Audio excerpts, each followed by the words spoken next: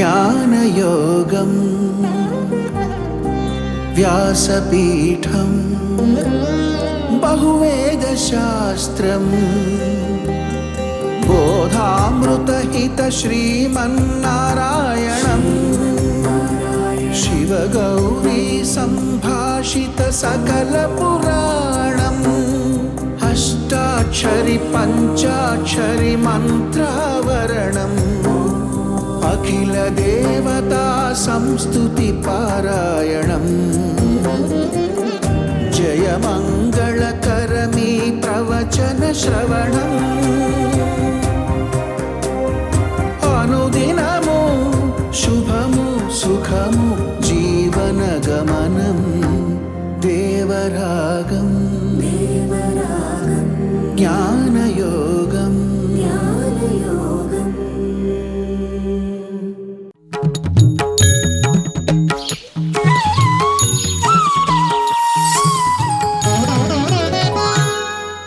ఆపదామపహర్తారం దాతారం సర్వసంపదాం లోకాభిరామం శ్రీరామం భూయో భూయో నమామ్యహం.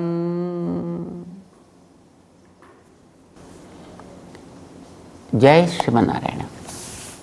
ప్రియ భగవద్బంధువులారా, భగవద్గీత 18 అధ్యాయాలు 700 శ్లోకాలు ఉన్నట్టుగా 700 శ్లోకాల గ్రంథాన్ని భగవద్గీత అనే పేరుతోటి వ్యవహరిస్తారు అనేటువంటి విషయాన్ని మనకి మన పూర్వ ఆచార్యులు తమ గ్రంథాల్లో ఉల్లేఖించారు. రామానుజాచార్యుల వారు కానీ, వారికి పూర్వం ఉండేటటువంటి శంకర భగవత్పాదులు, వారి వ్యాఖ్యానానికి వ్యాఖ్యలు రచించినటువంటి ఆనందగిరియులు మొదలైనటువంటి పెద్దలు కూడా ఈ విషయాన్ని స్పష్టం చేస్తారు. 700 సంఖ్యగా కలిగినటువంటి శ్లోకాలతో నిండి ఉండేటటువంటి భగవద్గీత గ్రంథము అనే విషయాన్ని వాళ్ళు కూడా స్పష్టంగానే తమ వ్యాఖ్యల్లో చెప్పారు. ప్రామాణికులైనటువంటి ఆచార్యులు కానీ, లేదు ఇతర గ్రంథాల్లో, ఇతర పురాణాల్లో మహర్షి వేదవ్యాసులే చేసినటువంటి ఉల్లేఖనాన్ని బట్టి ఇది 700 శ్లోకాలు కలిగిన గ్రంథంగా మనకి తెలుస్తోంది. దీన్ని 18 అధ్యాయాలుగా చెప్తారు. ఈ 18 అధ్యాయాలని కూడా 6, 6, 6గా విభాగం చేయడం జరిగింది. 6ని ఒక షట్కము అని వ్యవహరిస్తారు. 1 నుంచి 6 దాకా ప్రథమ షట్కం, 7 నుంచి 12 దాకా మధ్యమ షట్కం, 13 దగ్గర నుంచి 18 దాకా అంతిమ షట్కం లేదా 3వ షట్కము. 3 షట్కాలు. వీటికి పేర్లు కూడా చెప్పారు. వీటికి మొదటి 6 అధ్యాయాల గ్రంథం దీనిని కర్మ షట్కము అని అంటారు. రెండవ 6 అధ్యాయాల గ్రంథాన్ని భక్తి షట్కము అని అంటారు. చివరి 6 అధ్యాయాల గ్రంథాన్ని పూర్వశేషము అని అంటారన్నమాట. అంటే మొట్టమొదట ఏం పని చేయాలి, మనిషి ఎలా చేయాలి, ఎందుకు చేయాలి, ఇది మొదటి 6 అధ్యాయాలు చెప్తారు. ఎవరి కోసం? తన కోసం. ఎవరి కోసమో చేయాలంటే మనం ఎందుకు తెలుసుకోవాలండి? మన కోసం కావాలి. మన కోసం చేసుకోవాలి కనుక మనం అంటే ఎవరు? ఆత్మ. మన్నేమంటారు? ఆత్మ. నిన్నేమంటారు? ఆత్మ. వాణ్ణేమంటారు? వీణ్ణేమంటారు? ఆమెనేమంటారు? ఈమెనేమంటారు? దీన్నేమంటారు?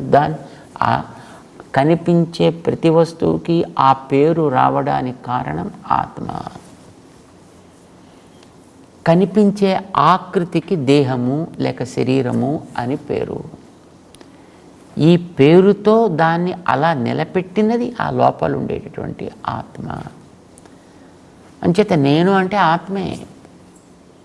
నన్ను గురించి తెలుసుకోవడం అంటే ఆత్మని గురించి తెలుసుకోవడము అని అర్థం. తెలుసుకోవడం అనేటటువంటిది మామూలుగా మన కంటితోటైతే రూపాన్ని చూస్తాం, చెవితోటైతే శబ్దాన్ని వింటాం, రుచినైతే నాలుకతోటి తింటాం, వాసననైతే ముక్కుతోటి పీలుస్తాం, స్పర్శనైతే చర్మంతో తాకుతాం. ఇలాగ వాటి ఇంద్రియాల ద్వారా ఆయా పనులు మనం చేస్తాం. ఇలా చేసేటప్పుడు అవన్నీ మనకు కనిపించే వస్తువులుగా ఉంటాయి. మరి ఆత్మని గురించి అలాగే తెలుసుకోవాలి అని అంటే అది కనిపించేది కాదు. ఆత్మ యొక్క స్వరూపం ఎలాంటిదని వేదాలు చెప్పాయి. అది అణువు కూడా కనిపిస్తుంది కదండి. అంటే మన ఈ కనిపించే అణువు కాదు ఇది. మనకి శాస్త్రం చెప్పిన అణువు అంటే కనిపించే భాగాలలో అతి సూక్ష్మము. ఇప్పుడు మనకి తెలిసేటటువంటి భౌతిక శాస్త్రంలో చెప్పేటటువంటి అణువునైతే మనం కొన్ని విభాగాల కింద చేయొచ్చు. దాంట్లో ఉండే అంశాలన్నింటినీ కూడా మనం విడదీయచ్చు. కొన్ని వందల అంశాలు దాంట్లో ఉన్నాయి, అణువులో ఉంటాయి అని వాళ్ళు చెప్తున్నారు. కానీ ఏదైతే ఇహ పైన అంశాలుగా చేయడానికి అవకాశము లేని అతి సూక్ష్మమైనటువంటి భాగమో దానికి అణు అని పేరు. సౌమ్య అలా పెట్టింది మనకి శాస్త్రం. ఇహ దాన్ని మనం విడదీయగలగడం అనేటటువంటిది ఉండదు. అది అన్నిటికంటే అతి అల్పమైనటువంటి పరిమాణం కలిగినది.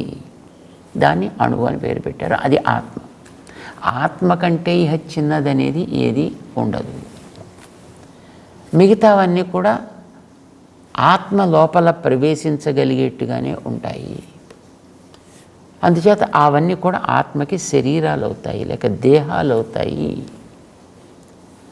ఇప్పుడు తనని గురించి తెలుసుకోవడం అంటే ఆత్మని గురించి తెలుసుకోవడం కనుక దీని గురించినటువంటి తెలివికి దర్శనము అని పేరు, లేదా సాక్షాత్కారము అని పేరు. ఆత్మ దర్శనం లేక ఆత్మ సాక్షాత్కారం. ఇది మొదటి 6 అధ్యాయాలు దాని గురించే సాగుతాయి. కనుక మొదటి 6 అధ్యాయాల గ్రంథాన్ని ఆత్మషట్కము అని కూడా అంటారు. ఆత్మషట్కం, ఆత్మని గురించి తెలియచెప్పేటటువంటి షట్కము. అయితే ఆత్మని గురించి తెలిస్తే మనం ఏం చేయాలి? చేసే పనిని మంచిగా చేయాలి. ఈ ఆత్మకి అంటి ఉండేటటువంటి మురికంతా పోయేటట్టుగా పనిచేసుకోవాలి. ఆత్మ క్లీన్గా ఉండేట్టుగా మనం పనిచేసుకోవాలి. ఆత్మ గురించి మరింత చక్కగా మనకి స్పష్టంగా తెలిసేట్టుగా పనిచేసుకోవాలి. అలా చేసే పనికి కర్మ అని పేరు. అయితే ఈ కర్మ అనేటటువంటిది ఏంటి, ఎలా ఉంటుంది, ఎలా చేయాలి, ఎలా సాధించాలి దాన్ని, ఇవన్నీ తెలుసుకోవడం కోసం ఓ 5 అధ్యాయాల గ్రంథాన్ని ఉపదేశం చేశాడు శ్రీకృష్ణుడు. దాంట్లో చివర ఆత్మ దర్శనం వీటి వల్ల చక్కగా ఏర్పడును ఇది నిర్ణయం చేసి చెప్పాడు. మొట్టమొదటి విషయాన్నంతటిని కూడా క్రోడీకరించి 2వ అధ్యాయంలో చెప్పాడు.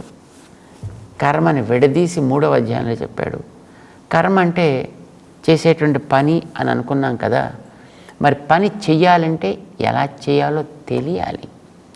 ఆ తెలివి అనేటటువంటి దాన్ని విడదీసి పనికి ఉపయోగపడే తెలివి, ఉత్త తెలివి కాదు, చేయవలసిన పనులకి ప్రేరకంగా ఆ పనులను ఎలా చేయాలో తెలియచెప్పేటటువంటి జ్ఞానం ఏదుందో దాన్ని స్పష్టంగా వివరించడం జరిగింది. 4వ అధ్యాయంలో జ్ఞాన యోగము అని పేరు పెట్టాడు దాన్ని. 3వ అధ్యాయానికి కర్మ యోగము అంటే చేసే పని భాగం. 4లో ఆ పనికి ప్రేరకంగా వెనకాతలు ఉండేటటువంటి జ్ఞాన భాగం, అది జ్ఞానయోగమైంది. 5వ అధ్యాయంలో ఇప్పుడు ఈ చేసేటటువంటి కర్మ ఎదురుకుండా మనం చేసేటప్పుడు మన మీద కొన్ని రకాలైనటువంటి ముద్రలని అది వేస్తుంది. ఆ ముద్రలు మన మీద పడనివ్వాలా వద్దా? పడనివ్వకుండా ఉంటే మంచిది. ముద్ర పడింది అంటే మళ్ళీ ఆ ముద్రని మళ్ళీ మనం తొలగించుకోవడానికి కోసం మళ్ళీ బోళ్ళని జన్మలెత్తాల్సి వస్తుంది, బోళ్ళంత కిందకి దిగజారాల్సి వస్తుంది. అంచేత ముద్రలు పడకుండా ఉండేట్టు చేసుకోగలగడం అనేటటువంటి బుద్ధిమంతుడి పని. ముద్ర మన మీద పడకుండా పని చెయ్యాలి అంటే దాన్ని న్యాసము చెయ్యాలి, వదలాలి. మన మీద పడకుండా వదలాలి. ఎక్కడ వదలాలి అంటే అది సత్ అనే పదముతో తెలిసే దాని యందు వదలాలి. అంటే దాని పేరు సన్యాసము అని పేరు పెట్టారు. ఒక అధ్యాయం అంతా దానికోసమని ఎక్కడ వదలాలి కర్మని చెప్పింది కనుక అది కర్మ సన్యాస యోగము. కర్మ సన్యాస యోగము ఇది 5వ అధ్యాయం అయిపోయింది. మరి అది ఎట్లా వదలాలి? కర్మ అంటే మనకి చేసే పని అంటున్నాం కదా, దాన్ని వదలాలి అంటే మనం శుభ్రంగా పనులన్నీ ఇలా చేతులు వెనక్కి తీసేసుకుని కట్టేసుకుని కూర్చోవాలా? ఎలా వదిలేది? దేన్ని వదలాలి? ఇంతకీ కర్మని వదలాలి అంటే పని వదలాలా? పని వల్ల కలిగేటటువంటి ఇంప్రింట్ని వదలాలా? కర్మ వల్ల కలిగేటటువంటి ఆ ముద్రని వదలాలా? కర్మని వదలాలా? అంటే కర్మను వదలడానికి వీలేదా? కర్మ వదిలితే నువ్వు బతకవు కదా. పని చేయకపోతే మనం బతకం కదండి. ఇప్పుడు కంటితోటి చూడాలి, ముక్కుతోటి గాలి పీల్చాలి, నోటితోటి మాట్లాడాలో తినాలో ఏదో చేయాలి కదా. నోరు మూసేసి కూర్చుంటాం అనుకోండి, శుభ్రంగా ప్లాస్టర్ వేసేసి ఆకలి తీరేది ఎట్లా? శరీరం పోషణ జరిగేది ఎట్లా? ముక్కు మూసేసి కూర్చోబెట్టానుకోండి, ఇందులో శుభ్రంగా ఏవో పెట్టేసి దాన్ని సీల్ చేసేసి మరి గాలి పీల్చేది ఎట్లా? ఇవన్నీ కూడా మనకి పని చేస్తూనే ఉండాలి కదా. కనుక పని చేసేటువంటి వాటిని మానాలా? మానితే మనం బతకలేం కదా. వాటిని పని చేసేటప్పుడు పని వల్ల కలిగేటటువంటి మన మీద ఏర్పడేటటువంటి ముద్రల భారాన్ని వదలాలి. సరే, అది ఎలా వదలాలో చెప్పారు. మరి ఎక్కడ వదలాలో చెప్పింది 5వ అధ్యాయంలో. ఇది కర్మ సన్యాసము చెయ్యాలి అని అంటే అది ఎలా అంటే దానికి సాధనమైనటువంటిది నీ మనస్సయా. కనుక మనస్సుని నువ్వు జాగ్రత్తగా ట్రైనింగ్ ఇచ్చి అది వదిలేటట్టు చెయ్యి. ఎలా ట్రైనింగ్ ఇవ్వాలి? దానికి ఎక్కడ ట్రైనింగ్ ఇవ్వాలి? ఏ పద్ధతిలో ఇవ్వాలి? అలా ఇస్తే ఏం జరుగుతుంది? ఇవన్నీ అర్జునుడికి కలిగిన సందేహాలు. వాటిని తీర్చడం కోసమని ఆయన ఒక అధ్యాయం చెప్పాల్సి వచ్చింది. 6వ అధ్యాయం. దాని పేరు మనస్సుని సరి అయిన పద్ధతిలో శిక్షణనిచ్చుట, ఆత్మ సంయమ యోగము అని దానికి పేరు పెట్టాడు దాన్ని. సో ఇలా చేసినట్లయితే చక్కగా నువ్వు పని చేసుకోగలుగుతావు, హాయిగా జీవించగలుగుతావు, నీకు నువ్వెవరివో కూడా తెలిసి వస్తుంది. ఇంకేం చాలా బాగుంది, అయితే తెలుసుకోవడానికి బయలుదేరతాను అన్నాడు అర్జునుడు. ఎలా తెలుసుకోవాలి అంటే యోగం ద్వారా తెలుసుకోవాలి. దానికి యోగం అని పేరు పెట్టాడు ఆయన. ఇందులో ప్రతిదానికి ఒకదాని యోగం అని పేరు పెట్టాడు. యోగం అంటే అది ఒక పద్ధతి, అది ఒక ఉపాయం, అది ఒక సాధన. ఈ సాధన చెయ్యాలి. ప్రతిదీ ఒక సాధనే. అది మనం చెయ్యగలిగితే సక్రమంగా ఆయా సన్నివేశం అది ఫలిస్తుంది. మనం చేసే పని ఎలా చేయాలో తెలిస్తే పని సవ్యంగా సాగుతుంది. చేసేటప్పుడు దానికి వెనకాల ఉండే తెలివి ఎలా ఉండాలో తెలిస్తే ఆ చేసే పని మనకి బాధకం కాకుండా ఉంటుంది.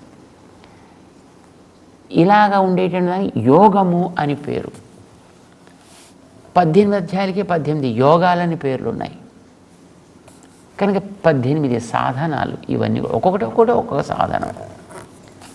సో ఈ సాధనాల్ని మనం అవలంబించినట్లయితే చక్కగా మనకి ఆత్మ దర్శనం అవుతుందా, ఆత్మ సాక్షాత్కారం ఏర్పడుతుంది. తస్మాత్ యోగి భవ అర్జున. 6వ అధ్యాయంలో చివరికి వచ్చిన తర్వాత చక్కగా నువ్వు యోగి కావయా అన్నాడు ఆయన. అసలు దానికోసం ఎదురు చూస్తున్నాడు పాపం ఈ పెద్ద మనిషి.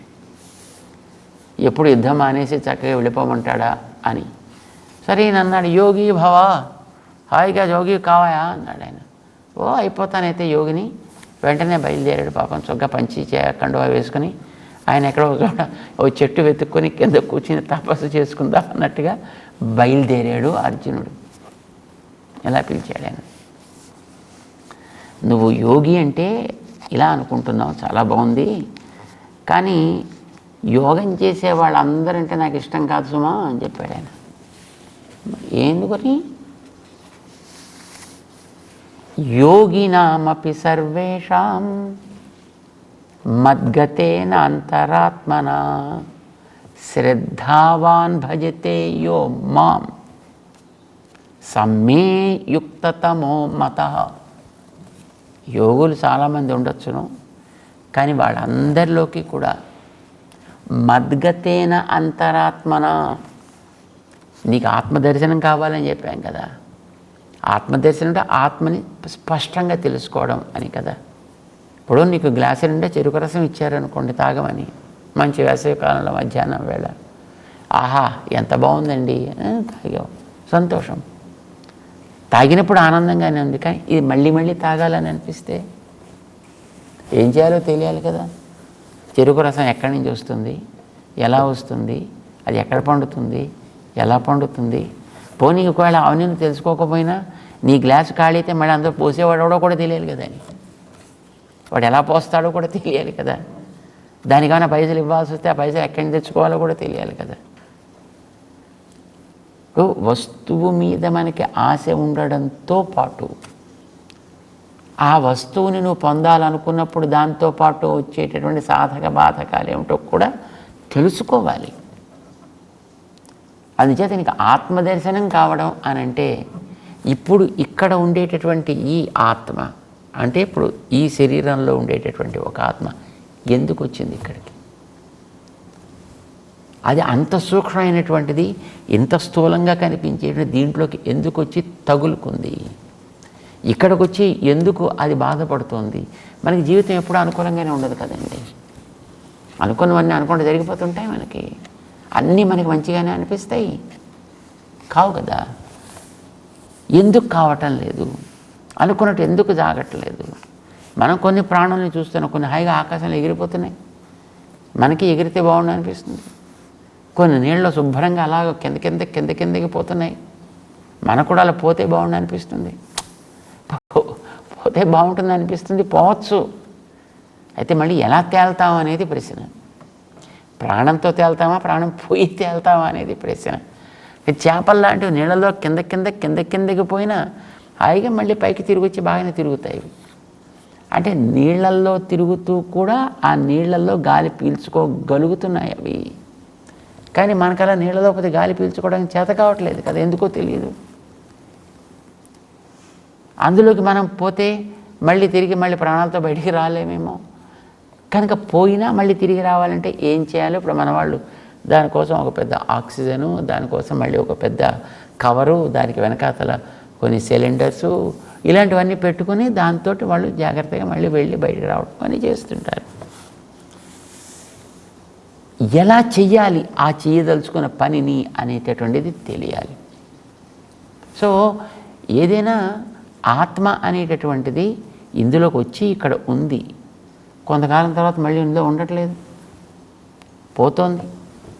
ఎందుకు పోతుందో మనకు తెలియదు, ఎలా పోతుందో మనకు తెలియదు, ఎవడు తీసుకెడుతున్నాడో మనకు తెలియదు, అసలు ఇక్కడ ఎందుకు ఉంచాడో తెలియదు, అసలు ఎందుకు ఉంది అది అంటే దాన్ని కూడా నడిపేవాడు ఎవడో ఒకడు ఉన్నాడనమాట. ఎవరో ఏదో, కానీ తాను స్వతంత్రముగా అయితే లేదు. ఇంతవరకైతే మనకు ఖాయమే కదా, మనం స్వతంత్రంగా లేం కదా. ఇక్కడ మనల్ని వెనకాతల ఏదో నడిపిస్తోంది ఒకటి. ఏం నడిపిస్తోంది అనేది మనకు తెలియకపోవచ్చు, కానీ నడిపిస్తోంది ఒకటైతే తప్పనిసరిగా. పడుకుంటున్నాం, జీవించే ఉంటున్నాం, మళ్ళీ లేస్తున్నాం, అన్నీ జ్ఞాపకం ఉంటున్నాయి. జ్ఞాపకం ఉండేట్టు చేసేదేది, నిద్రపోయిన తర్వాత మళ్ళీ లేపేదేది, నిద్రపోతున్నప్పుడు కూడా నడిపేదేది. అంటే నిద్రపోతున్నప్పుడు నడపడం అంటే నిద్రలోంచి లేచి నడవడం అని కాదు. ఇప్పుడు మన నిద్రలో ఉన్నప్పటికీ కూడా మన లోపల గాలి, శ్వాసోచ్ఛ్వాసాలు మనకి సాగుతున్నాయి. లోపల తరగాల్సినటువంటి రక్త ప్రసరణం అంతా కూడా సవ్యంగా సాగుతోంది. జీర్ణ వ్యవస్థ అంతా కూడా హాయిగా సాగుతోంది. గతంలో మనం ఏవైతే విని పెట్టుకున్నామో అవన్నీ కూడా ఎక్కడో ఒకచోట సురక్షితంగా ఉంటున్నాయి అవన్నీ కూడా. లోపల వ్యవస్థ అంతా హాయిగా సాగుతోందంటే మనం అనుకోకుండా సాగుతోందంటే ఎవరో సాగేటట్టు చేస్తున్నారని అర్థం.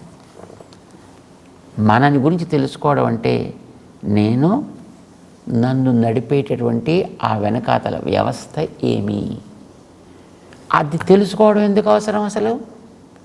అది తెలిస్తే నేను అప్పుడప్పుడు అనుకున్నట్లుగా ఇక్కడ నడవలేకపోతున్నాను, నాకు అనుకున్నట్టుగా అన్నీ జరగటం లేదు అని అంటే ఆ వ్యవస్థని కనుక మనం బహుశా అనుకూలపరుచుకున్నట్టయితే మనం అనుకున్నవన్నీ ఇక్కడ చేయగలమేమో, అనుకున్నట్టుగా ఇక్కడ ఉండగలమేమో. మనం అనుకున్నట్టయితే ఇప్పుడు ఉండటం లేదు, ఆ వెనకాతలు నడిపే తత్వాన్ని తెలుసుకున్నట్లయితే ఇది మనకు అనుకూలం అవుతాయేమో. ఆ వెనకాతలు లేదు. మనని వెనకాతలు నడిపే మెకానిజం ఏమిటి? నీకు ఇచ్చినటువంటి ఒక వాహనాన్ని నడిపించే ఇంజన్, నడిపించేటటువంటి ఆయిల్, లేక నడిపించేటటువంటి పవర్, అది ఏదో కూడా నీకు తెలుసుకున్నప్పుడు నువ్వు దాన్ని స్వతంత్రంగా చక్కగా నావిగేట్ చేసుకోగలుగుతావు, వాడుకోగలుగుతావు.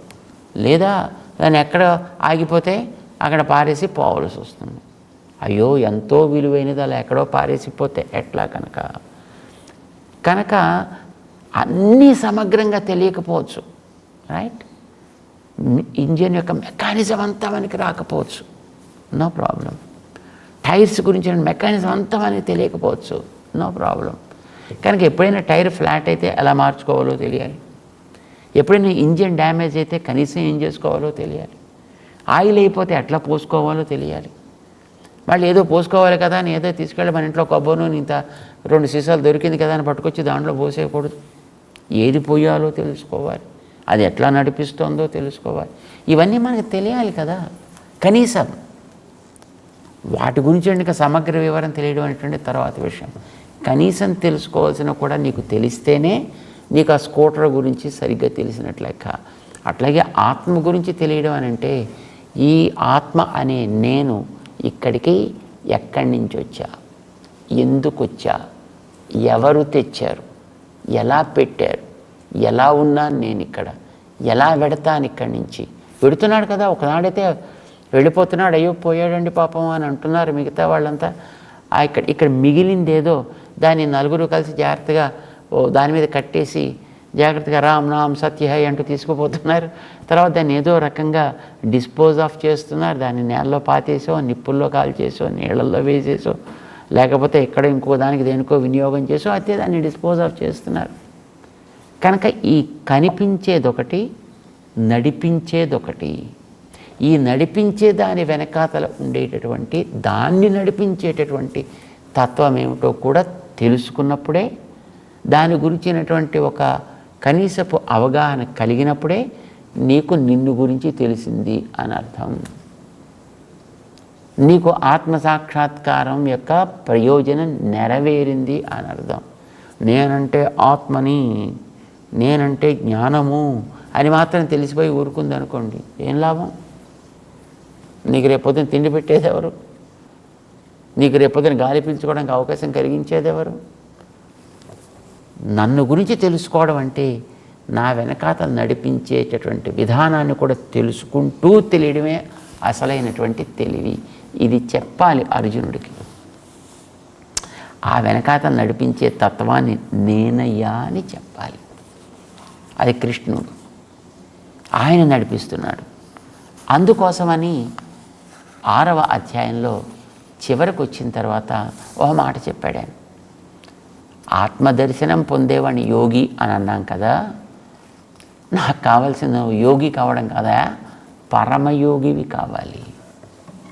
పరమయోగి అంటే నిన్ను కనిపించే దేహం కంటే వేరు అని తెలుసుకోవడంతో పాటు నిన్ను నడిపించే ఒకడి యొక్క ఆధీనంలో నువ్వు ఉన్నావని కూడా తెలుసుకోవాలి. అప్పుడే నీకు సరైనటువంటి అవగాహన కలిగి, అప్పుడే నువ్వు పరమయోగివి కాగలుగుతావు. ఆ వెనకాతలు నడిపించే విధానాన్ని 6 అధ్యాయాల గ్రంథంగా నడిపించేది. అది 2వ షట్కమైంది, అది మధ్యమ షట్కమైంది, అది భక్తి షట్కమైంది. ఇప్పుడు వాడు ఉన్నాడని తెలిస్తే చాలదు కదా, వాడి మీద నీకు ప్రేమ ఉండాలి, నీ మీద వాడికి ప్రేమ ఉండాలి. ఉన్నాడని తెలిస్తే వస్తున్న లాభం ఏమిటి? వాడు నీకేమి ఇవ్వడు కదా. కనుక వాడు నీకు సవ్యంగా ఇవ్వాలి అనిపించేటట్టుగా నువ్వు వాడిని ప్రేమించగలగాలి, వాడు నిన్ను ప్రేమించగలగాలి. వాడి విషయంలో నీకు కలిగేటటువంటి ప్రేమకే భక్తి అని పేరు. దాన్ని గురించి ఒక 6 అధ్యాయాల గ్రంథాన్ని నడిపిస్తే అది భక్తి షట్కం అయింది. 2వ షట్కం. మొదటిది ఆత్మ షట్కం లేదా కర్మ షట్కం. 2వది వెనకాతల ఉండే తత్వాన్ని తెలియచెప్పే జ్ఞాన షట్కం లేదా భక్తి షట్కం. ఇది 7వ అధ్యాయం దగ్గర నుంచి ప్రారంభమవుతుంది. దాన్ని మనం కొద్ది కొద్దిగా తెలుసుకునే ప్రయత్నం చేద్దాం. జై శ్రీమన్నారాయణ.